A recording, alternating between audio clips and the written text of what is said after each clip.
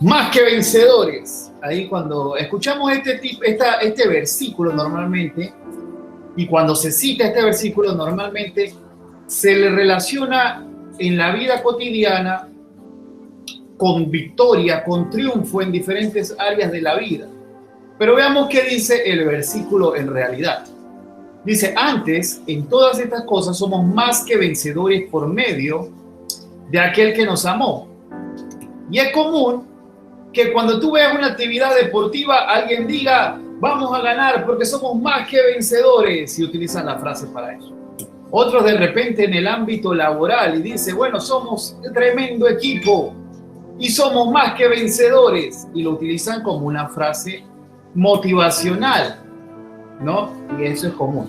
Especialmente en las redes sociales, que hay muchos coaches, muchos motivadores, utilizan este versículo de esta manera.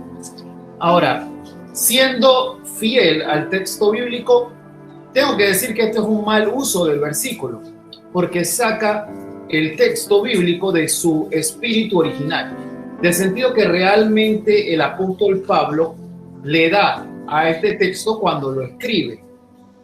En el contexto que Pablo escribe este pasaje, no está hablando ni de éxito deportivo, ni de éxito personal, ni de éxito laboral, ni de motivación, alguien que le falta motivación. No, Pablo habla algo muy diferente, y hoy vamos a ver qué es lo que realmente significa para el apóstol Pablo, que escribió este texto a la iglesia de Roma, el ser más que un vencedor. Por cierto, esta es una palabra inventada por Pablo. Esa palabra en el griego no estaba, y Pablo se la rebuscó y la metió en el texto. Así como cuando nosotros, por lo menos aquí en Panamá, somos de inventar palabras que solamente se usan aquí en Panamá. Bueno, eso hizo el apóstol Pablo. Dijo, bueno, esta palabra me parece interesante, así que la invento y la meto allí. ¿A qué se refería Pablo? Se refería en realidad a la persecución. La iglesia de Roma era una iglesia perseguida, ¿no? Hoy en día nosotros podemos, bueno, si tenemos la oportunidad de ir a Roma, podríamos visitar el lugar donde eran normalmente martirizados los cristianos, ¿no? El Coliseo romano. Allí llevaban a los cristianos y los exponían a toda clase de barbaridades, rodeadas de un público enorme en un estadio. Ahorita se está jugando la Copa de Oro en Estados Unidos y uno ve esos estadios llenos, 60,000, 50,000 mexicanos allá celebrando que le ganan a Honduras, el que le ganan a todo el mundo. Por cierto, yo hay juego. Y ves el estadio lleno, gritando los goles, animando a su equipo. Bueno, en ese entonces la gente no iba a ver a 22 hombres patear una pelota. Iban a ver la tortura a la que exponían a los cristianos. A veces los ponían a luchar contra los gladiadores, soldados entrenados, fuertemente armados. A veces los ponían a enfrentar a fieras como leones, osos, ¿no? A veces sencillamente, como se ve en esa imagen de la cruz, eran torturados, eran crucificados públicamente y el público los celebraba. Ser cristiano en Roma era realmente algo muy difícil, muy complicado. Era realmente algo para valientes. Allí en Roma había que aplicar, ¿no? Josué capítulo 1. Esfuérzate y sé valiente, y no temas ni desmayes, porque Jehová tu Dios estará contigo a donde quiera que tú vayas. Y la gente de Roma realmente vivía eso. Ahora, la pregunta para una persona que era cristiana en la iglesia de Roma era, ¿realmente vale la pena pasar tanta persecución, sufrir tanto martirio? Y aquí en ese contexto es que Pablo escribe esa carta de Romanos, y para animar a la iglesia le dice, sí, ustedes en medio de esa aflicción son más que vencedores. Vamos a ver qué dice el texto. Pablo aquí les dice a ellos, muchachos, ustedes están sufriendo y le están pasando mal hoy, en el presente. Pero saben, su futuro está asegurado. Desde que comienza el capítulo 8 de Romanos, él ya les va diciendo, ahora pues ninguna condenación hay para los que están en Cristo Jesús. Cuando utilizan en la Biblia esa palabra en, habla de posición. Posicionalmente, ya no estamos en el mundo, estamos en Cristo Jesús. Y él dice, muchachos, no hay ninguna condenación para los que estamos en Cristo Jesús. Su futuro está asegurado. También habla del Espíritu Santo, porque cuando tú ves los primeros versículos de este capítulo 8, él hace mucho énfasis de vivir en el Espíritu. El versículo 11 dice, si el Espíritu de aquel que levantó a Jesús de los muertos mora en vosotros, o sea, si ustedes son salvos, si tienen al Espíritu Santo de Dios, el que levantó de los muertos a Cristo Jesús, o sea, Dios Padre, lo vivificará también vuestros cuerpos mortales por su Espíritu que mora en vosotros. ¿Qué les está diciendo allí? El mismo Espíritu que de Dios, que levantó a Jesús de los muertos, el mismo Espíritu que habitaba en Jesús, ese mismo Espíritu va a obrar en ustedes. Ustedes pueden morir hoy en día, les dice Pablo. Ustedes pueden enfrentar la muerte, pueden luchar contra un león y perder. Pero así como Cristo Jesús resucitó por el Santo Espíritu de Dios, así un día ustedes también resucitarán con Cristo. No solamente les dice que aunque enfrenten la muerte, un día van a resucitar porque Cristo resucitó, sino que también les dice que tienen aseguradas una herencia. Versículo 16 y 17 dice, el Espíritu mismo da testimonio a nuestro espíritu de que somos, ¿qué? Hijos de Dios. Y si hijos, también somos herederos. Vamos a recibir la herencia que el Padre tiene preparada para sus hijos en gloria. Ahora, esto es algo sin comparación. Lo que Dios tiene preparado para ti y para mí, y le tenía preparado a estos cristianos en Roma, es algo que no tiene ningún tipo de comparación con nada en esta tierra. Hoy vivimos en una sociedad muy materialista. Especialmente los jóvenes que estén conectados no me dejarán mentir. La mayoría de los artistas que ellos siguen o que siguen los jóvenes hoy en día se la pasan ostentando lujos, ¿no? No ostentan valores, no ostentan una personalidad atractiva, no ostentan una vida que sea positiva y de impacto a otros, ostentan lujos, ostentan lo que tienen, carros lujosos, dinero, joyas, ¿no? Vivimos en una sociedad así. Es más, ni siquiera tenemos que hablar de los artistas, hablamos también de nuestro vecino, tal vez de un familiar, tal vez de nosotros mismos. Todos felices, nadie quiere un Huawei de $50, todos quieren un iPhone y colocan ahí el iPhone, ahí la fotografía con su iPhone. Y vivimos en una sociedad así materialista. Ahora, lo que Dios tiene preparado para nosotros no se compara con nada que este mundo nos pueda ofrecer. Me encanta porque en el libro de Hebreos, capítulo 11, dice que Moisés tuvo por basura, ¿no? Todas estas cosas, dinero, toda la fama, todo lo que él podía tener de los egipcios, ¿no? Lo tuvo como basura y lo dejó de lado. Y así debemos ser nosotros, porque lo que nosotros tenemos por delante no se compara con nada que este mundo nos pueda ofrecer. En el versículo 18 el apóstol Pablo dice, pues tengo por cierto que las aflicciones presentes no son comparables con la gloria venidera. Aquí podemos pasar mucha dificultad. Y tú puedes decir, oye, a mí me gustaría que el Señor me prosperara y tener todo lo que yo veo que tiene esta persona que de repente no sirve a Dios. ¿Por qué al que no sirve a Dios le va tan bien y a mí no? ¿Por qué tiene ese carro tan bonito y tan lujoso? Y yo no. Yo ando en este carro que se me vive flateando todos los días, que la batería no le anda, ¿no? Mi ropa está llenita de huecos por todos lados. Pero yo veo que el que no busca a Dios le va bien. Mira, las aflicciones que nosotros vivimos en esta tierra no se comparan en nada. Las riquezas que ellos tienen no se comparan en nada con la gloria venidera que ha de manifestarse a cada uno de nosotros. Ahora, todas las aflicciones que pasemos, dice el apóstol Pablo en este capítulo, que al fin y al cabo van a obrar para bien en nuestra vida. Romanos 8:28 dice, y sabemos que a los que aman a Dios, todas las cosas les ayudan a bien. Esto es a lo que conforme a su propósito son llamados. Ayer veíamos con los chicos de 10º un video de la vida de Nick Vujicic. No sé si ustedes todos saben quién es. Pero Nick nació sin extremidades. No tiene brazos, no tiene piernas, ¿no? Y te digo, el impacto que ha causado espiritualmente en la vida de miles y miles de personas, la vida de Nick, yo con todos los años de mi vida y tal vez hasta el día que muera no lo he causado. Algo que uno puede decir, wow, pero qué terrible nacer de esa forma, qué terrible tener que pasar por todo lo que Nick ha pasado, ha redundado en propósito y en favor del evangelio. Y también a favor de Nick. La verdad que a Nick le va bastante bien.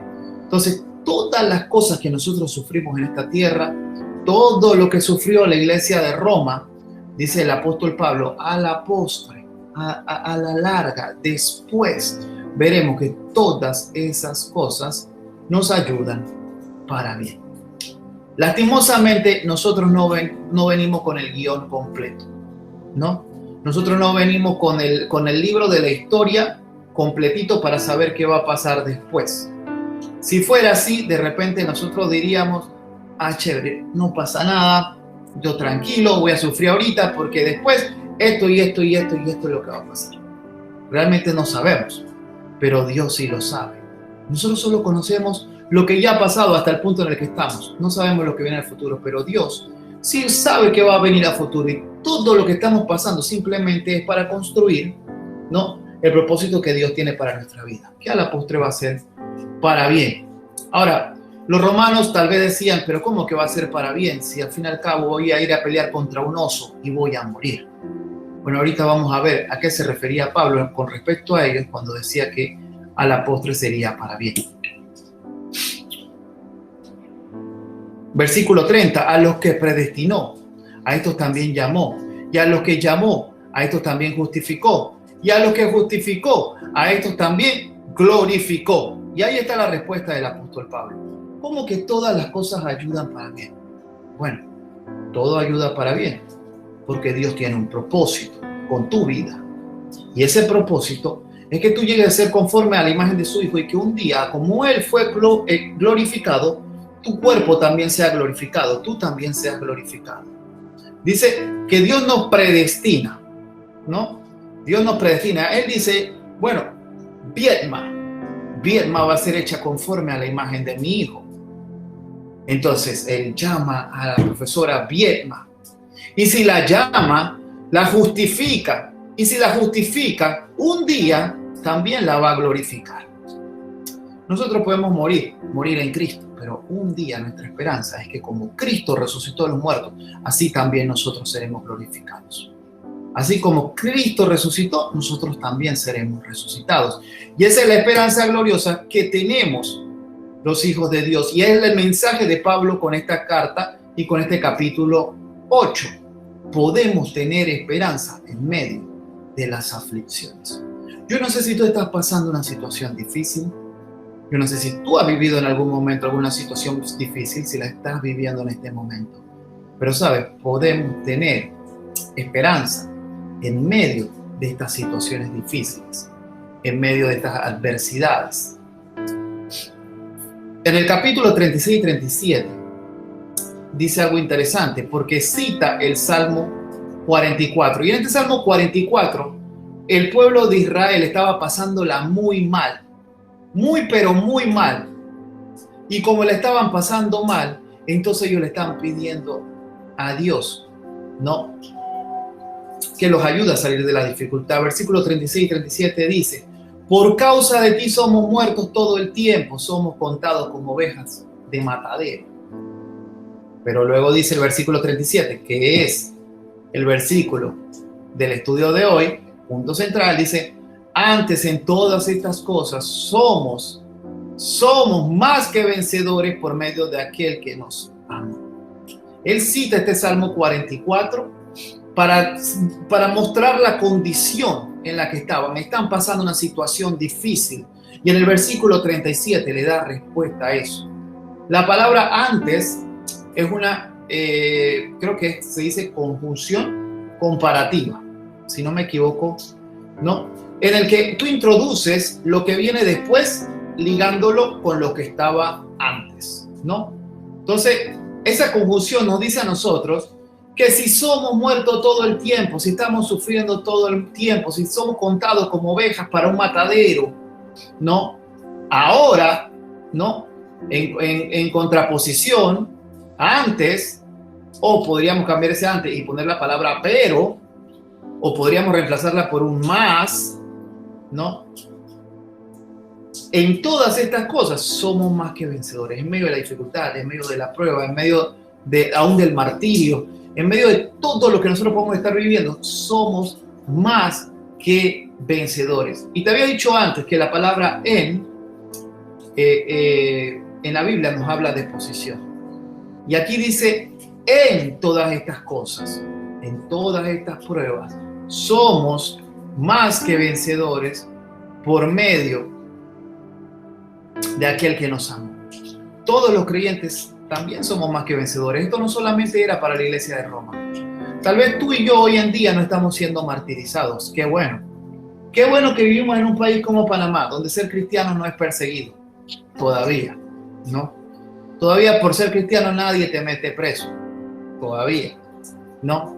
Aunque cada vez menos podemos hablar de nuestra fe públicamente y expresar lo que dice la palabra de Dios, porque ya somos tildados de un montón de apelativos que nos ponen, ¿no? Intolerantes y otras muchas cosas. Pero no somos perseguidos como eran perseguidos la iglesia de Roma. Tal vez no estamos viviendo esa situación y uno dice, bueno, pero si este pasaje habla de martirio, si este pasaje habla de pasar tribulaciones, aquí en Panamá nosotros no pasamos ese tipo de tribulación. Pero este pasaje también aplica para nosotros. ¿Por qué?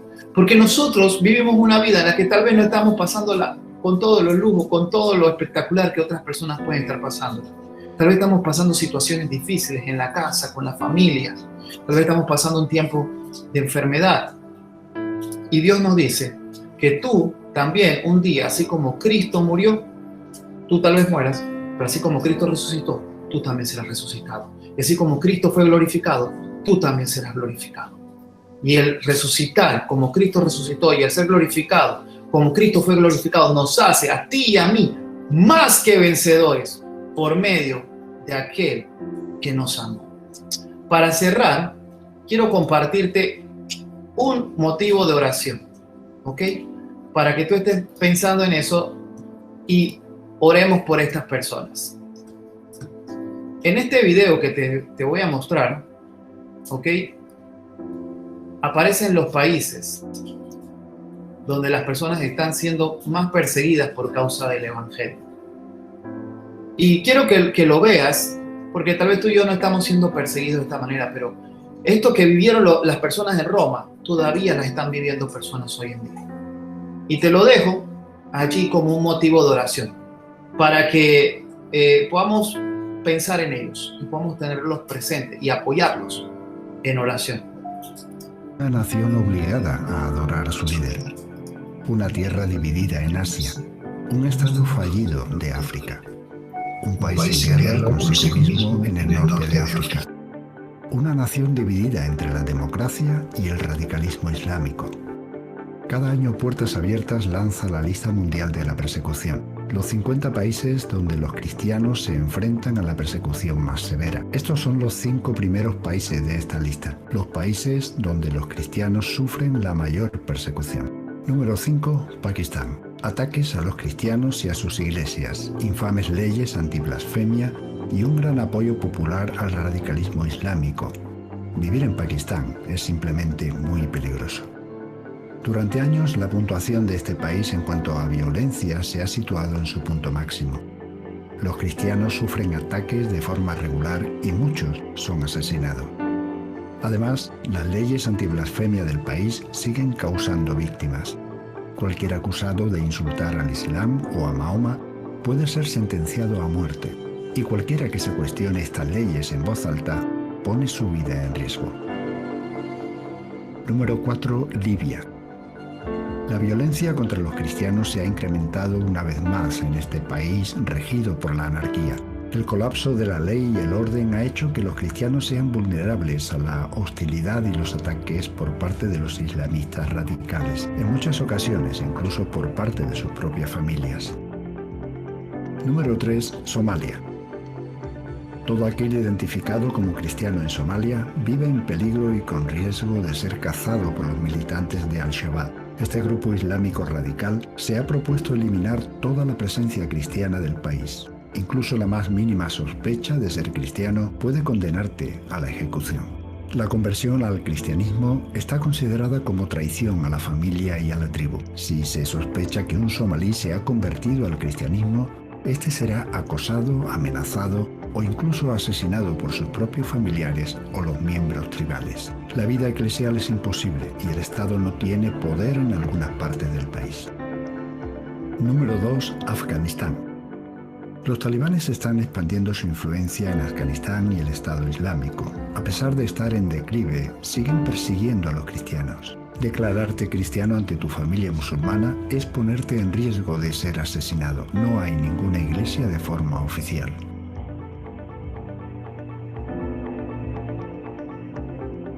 Número 1. Corea del Norte. Una vez más, Corea del Norte se coloca en el primer puesto de la lista mundial de la persecución, como el país donde los cristianos sufren la mayor persecución. El simple hecho de poseer una Biblia puede costarte la vida. Los cristianos son considerados enemigos del Estado. Si se descubre a un cristiano, toda su familia sufrirá graves consecuencias.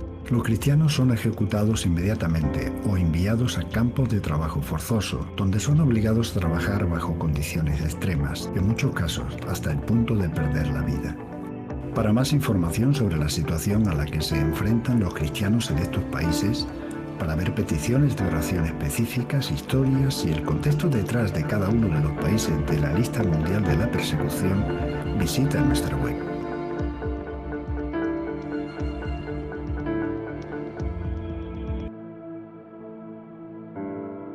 Bueno, si alguno quiere más información, ahí está la página del Ministerio de Puertas Abiertas. Ahí hay muchísima información. El documento de la lista es bien grande, es un PDF como de 30 páginas, ¿no? Y da mucho más información, gráficas y demás. Bueno, vamos a orar un momentito por ellos y también cerramos este tiempo. Oremos. Padre, gracias te damos porque tú realmente eres un Dios maravilloso. Tú enviaste al Salvador del mundo, Señor, a morir en la cruz del Calvario para rescatarnos a cada uno de nosotros. Gracias te damos, Señor, porque tenemos una esperanza gloriosa. De aunque que nosotros pasemos aflicciones en esta tierra, un día resucitaremos con Cristo. Un día seremos glorificados juntamente con Él. Gracias porque tú nos haces más que vencedores. Y hoy, Señor, queremos orar por aquellas personas que están en estos países sufriendo persecución por causa de tu mensaje, Señor, por causa de nuestro Señor Jesucristo. Señor, dale fortaleza, dales guía, Señor, a ellos en este tiempo. Protege su vida y permite que lo que ellos están haciendo allá, Señor, de compartir tu palabra, tu mensaje, pueda llevar mucho fruto. Gracias porque tú les permites ser luz en un lugar donde hay mucha oscuridad. Señor, gracias te damos en esta tarde por este tiempo en el que podemos meditar en tu palabra. Te agradecemos, Señor, bendícenos en el nombre de Jesús. Amén.